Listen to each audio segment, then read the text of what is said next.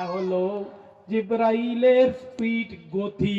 ও যুবক আমার, জিব্রাইল যখন এই 600 নূরের ডানা দিয়া একটা জাপট মারতেন, অর্থাৎ পাখিরা দেখবেন এইরকম একটা বাড়াই মানে মারে কি মারে না, জিব্রাইল যখন এই 600 নূরের ডানা দিয়া একটা বাড়ি দেয়, এক বাড়ির সঙ্গে সঙ্গে 70 বছরের রাস্তা অতিক্রম করে দেয়।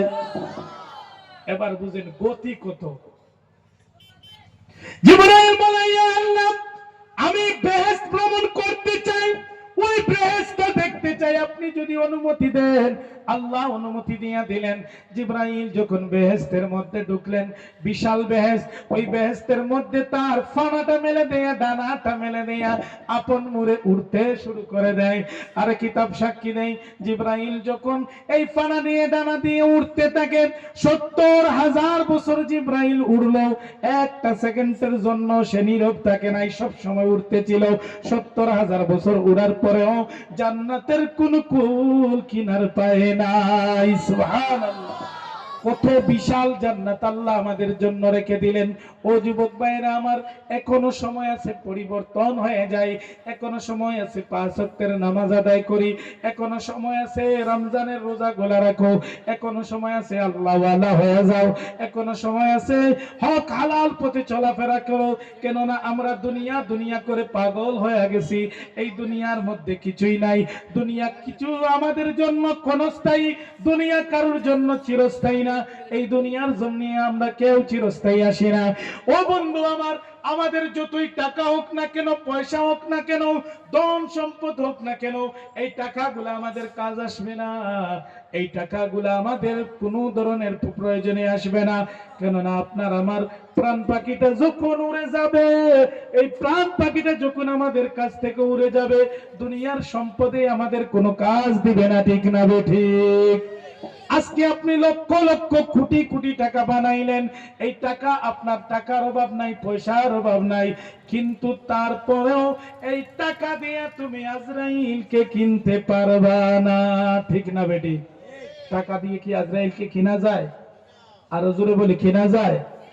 এই টাকা দিয়ে তুমি আজরাইলকে ফিরাইও দিতে পারবা না। এই টাকা দিয়ে তুমি আজরাইলকে কিনতেও পারবা না।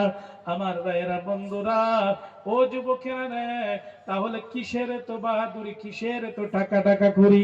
আপনি আমি যখন মারা যাব, আমাদের প্রাণ পাখিটা যখন উড়ে যাবে, তখন আর মানুষ আমাদের আর আব্দুর রহমান বলে সম্বোধন করবে না। ওই মানুষগুলো আমাদের নাম বদল করে দিবে, মানুষগুলো আমাদের লাশ বলে ডাকতে শুরু করে দিবে। আর যখন ইন্না লিল্লাহি ওয়া ইন্না ইলাইহি রাজিউন মসজিদের মধ্যে যখন ঘোষণা করা হবে, এই অমুক এলাকার, বাউরাকান্দি এলাকার আব্দুর রহমান নাই, মানুষেরা যখন আমার আপনার বাড়ির মধ্যে যাবে রে যুবক, তখন আর এই মানুষগুলা তোমাকে নাম ধরে সম্বোধন করবে না। সাথে সাথে বলবে, লাশটারে তুমি খাটের উপর থেকে নামায়া দাও, ওই লাশটারে তোমরা গোসলের ব্যবস্থা করো, লাশটারে কাফন দাফনের ব্যবস্থা করো। যুবক রে, তাই বলি এখনো সময় আছে, দুনিয়ার মধ্যে কিছুই নাই, কিছুই নাই। তুমি লক্ষ লক্ষ কোটি কোটি টাকা উপার্জন করো, একটা টাকাও তোমার মরার পরে কাজে আসবে না। এই টাকাগুলা তোমার কোনো কাম দিবে না। এই টাকা দিয়ে তুমি আজরাইলকে ফেরাও দিতে পারবা না। তুমি যদি লক্ষ লক্ষ কোটি কোটি টাকার মালিক হও, তারপরেও তোমার জন্য থাকবে 3 কানা কাপড়। ঠিক না বে ঠিক? এই 3 কানা সাদা কাপড় তোমাকে দেওয়া হবে। আর একজন রিস্কাওয়ালাও মরে গেলে তার জন্য ওই সাদা 3 কানা কাপড়ের ব্যবস্থা। আরে কোন মুসি যদি মারা যায়, তার জন্য সাদা 3 কানা কাপড়ের ব্যবস্থা। আর তুমি টাকাওয়ালা, পয়সাওয়ালা, সেট মানুষ যদি মারা যাও, নতুবা তুমি এমএলএ, মন্ত্রী, মিনিস্টার মারা যাও, তোমার জন্য এই সাদা 3 কানা কাপড়ের ব্যবস্থা করা হবে। আমি আপনাদের কাছ থেকে জানতে চাই, যদি কোনো মানুষ টাকাওয়ালা থাকে, মন্ত্রী, মিনিস্টার থাকে, তাহলে কি তার কাফনের কাপড়টা কি গোলাপি দিয়া দিব? দিবনি কেউ? নাকি নীল দিব, হলুদ দিব, অন্য কোনো কালার দিব? হবে না, হবে না রে, হবে না। কেননা প্রত্যেকের জন্য সাদা 3 কানা কাপড়ের ব্যবস্থা করা হবে। ও যুবক বন্ধু আমার, আজকে তুমি টাকা টাকা বলে পাগল হয়ে গেলা, দুনিয়ার জমিনে আল্লাহর ইবাদতি করলা না, তুমি মাওলাকে চিনলা না, তুমি আল্লাহর বলে দেওয়া রাস্তা অনুসরণ করে চললা না। আল্লাহ তোমাকে দেখেন দুনিয়ার জমিনে পাঠাইলেন, আল্লাহ তোমাকে কত সুন্দর করে দুনিয়াটা সাজাইয়া দিলেন, আল্লাহ কত সুন্দর করে দুনিয়াটার মধ্যে নিয়ামত দিয়া ভরপুর করে দিলেন। আল্লাহর দেওয়া নিয়ামত গুলো আমরা গ্রহণ করতেছি, আল্লাহর দেওয়া হায়াত আমরা ব্যয় করতেছি, আল্লাহর দেওয়া রিজিক আমরা গ্রহণ করতেছি, তারপরেও আল্লাহকে চিনি না, মাওলার বলে দেওয়া রাস্তা অনুসরণ করে চলি না। আমার ভাইরা বন্ধুরা, এখনো সময় আছে, আল্লাহকে চিনো, মাওলার বলে দেওয়া রাস্তা অনুসরণ করেছিল। কেননা কাল ময়দানে হাশরের দিন মাওলার কাঠগড়া প্রত্যেককে দাঁড়াইতে হইবে, ওই কাঠগড়া থেকে কেউ ছাড়া পাবে না, পাবে না রে যুবক। তাই বলি যুবক আমার, এখন সময় আছে, আমরা অন্য রাস্তা ছেড়ে দেই, গুনাহের রাস্তা ছেড়ে দেই। কত যুবক আছে দেখবেন ওই মোবাইল নামের যন্ত্র দিয়ে সারাটা রাত্র কাটায়া দেয়। কত যুবক আছে দেখবেন মোবাইল নামের যন্ত্রটা খারাপ কাজের মধ্যে ব্যবহার করে। যুবকরে, এই মোবাইল নামের যন্ত্রটা তুমি যুবকরে জাহান্নামের মধ্যে নিয়ে যাইব, ঠিক না বেঠিক?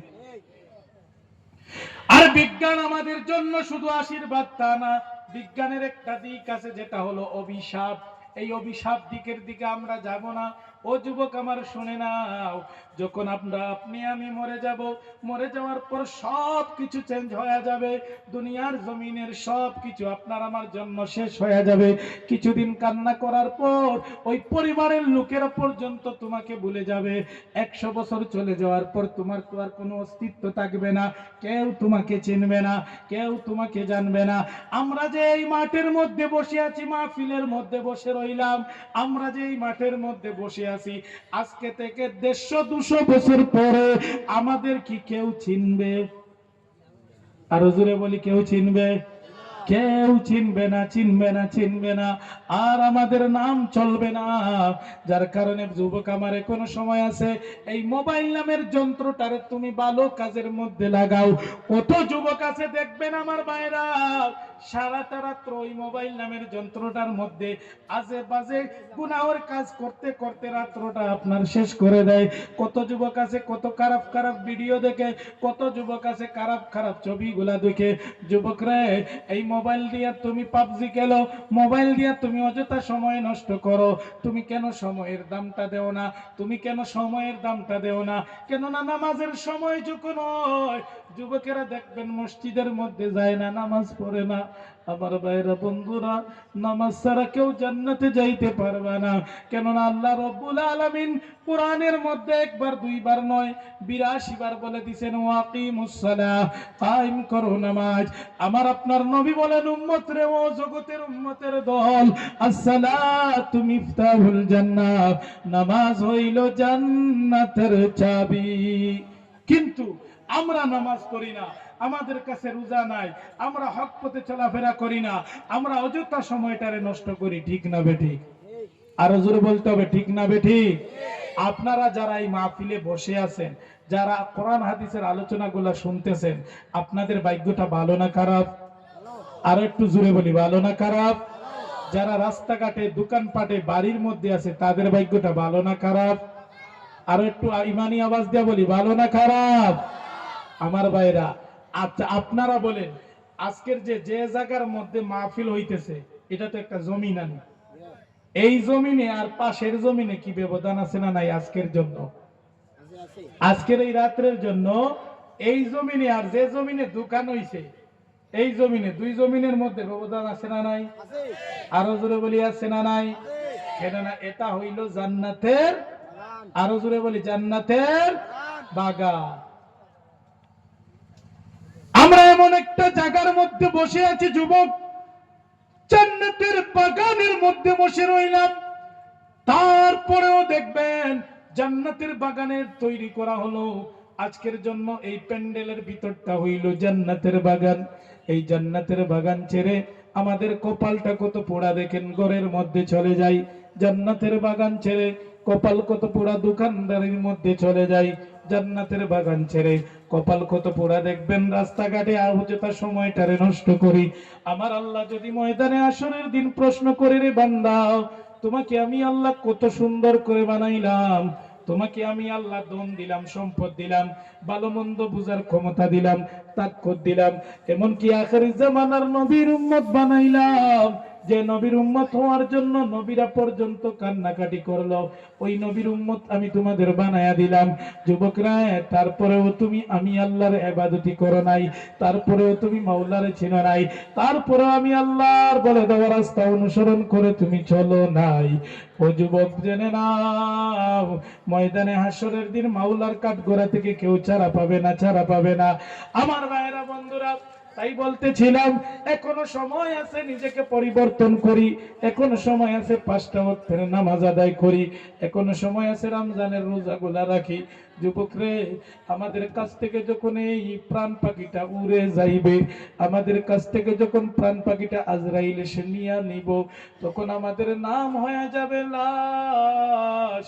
মানুষগুলা যখন আমাদের দেখতে যাইব, আমরা এখন আপনার আমার মুখ দেখি সম্বোধন করি আসসালামু আলাইকুম বলে, যখন আমরা মারা যাব, সবগুলা যখন বন্ধ হয়ে যাইব, তখন ওই মানুষগুলা আমাদের চেহারা দেখে আর সালাম দিবে না, আমাদের চেহারা দেখে বলবে কুল্লু নাফসিন যায়িকাতুল মাউত।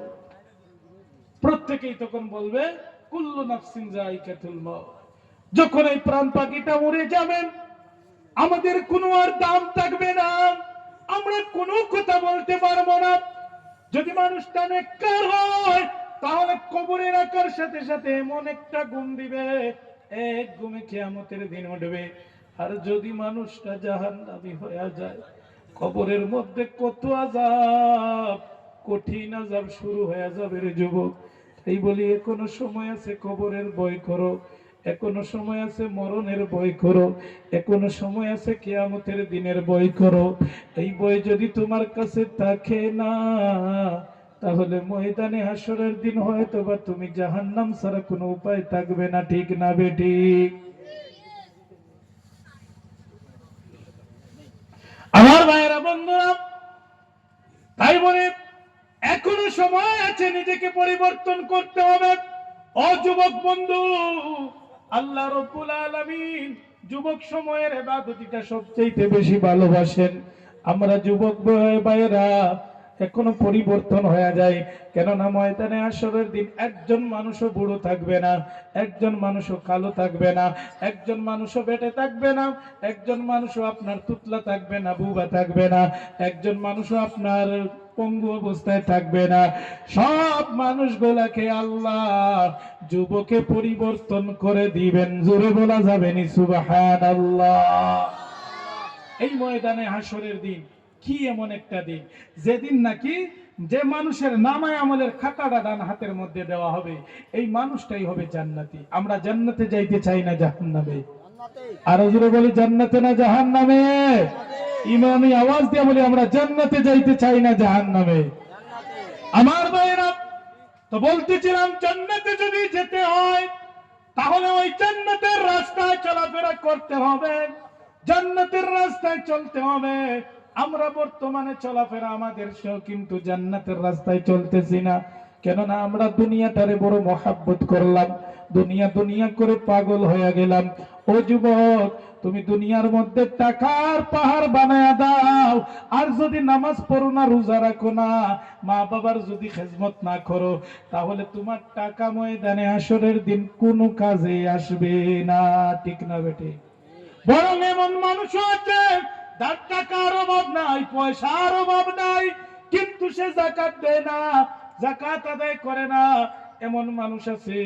যুবক, জেনে নাও, তুমি টাকা উপার্জন করলা, তোমার উপর যখন যাকাত দেওয়া ফরজ হয়ে গেছে, ওই যাকাত তুমি দিলা না, মারা গেলা, তুমি মরে যাওয়ার পর ওই তোমার টাকাগুলা সাপ বিচ্ছু হয়ে তোমাকে কবরের মধ্যে কামড়াইতে থাকবে।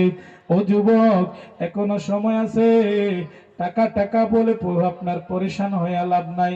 আমার ভাইরা, বন্ধুরা, মুসা নবী একদিন আল্লাহর সাথে কথা বলবেন, এই উদ্দেশ্য করে তুর পাহাড়ের দিকে রওনা দিলেন। কিছু দূর যাওয়ার পর একজন ধনী ব্যক্তির সাথে দেখা। ব্যক্তিটার টাকার অভাব নাই, পয়সার অভাব নাই, ধন সম্পদের অভাব নাই। আল্লাহর বান্দা নবী মুসাকে ডাক দিয়া বলে, ও মুসা, আপনি নিশ্চয়ই আল্লাহর সাথে কথা বলার জন্য তুর পাহাড়ের উদ্দেশ্যে রওনা হইলেন। ও গো আল্লাহর নবী মুসা,